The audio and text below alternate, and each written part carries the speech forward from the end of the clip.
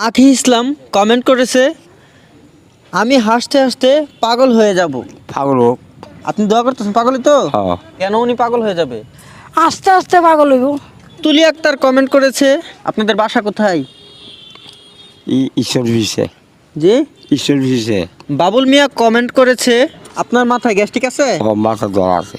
মাথা ধরা আছে? হুম। প্রিয় দর্শক, আপনারা অনেকেই অসহায় ভাইরাল মস্তাক মামুর ভিডিওতে বিভিন্ন রকমের কমেন্ট করেন। সেই কমেন্ট থেকে কিছু কিছু প্রশ্ন করছি অসহায় মস্তাক মামুরকে এবং তাজমহল মামিকে। তো আপনারা দেখতে থাকুন।